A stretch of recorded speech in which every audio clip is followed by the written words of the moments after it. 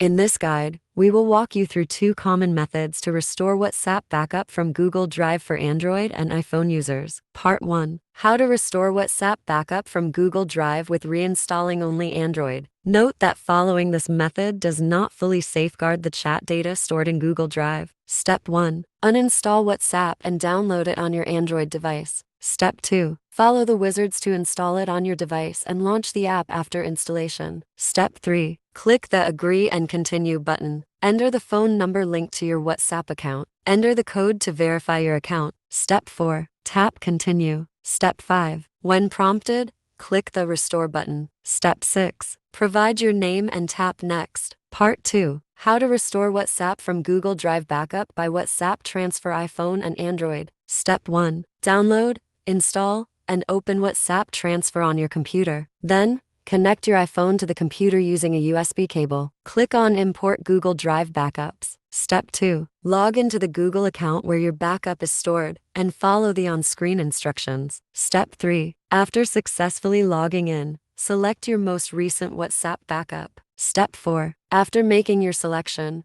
click Restore on WhatsApp Transfer, and it will begin transferring your WhatsApp backup from Google Drive to your iPhone.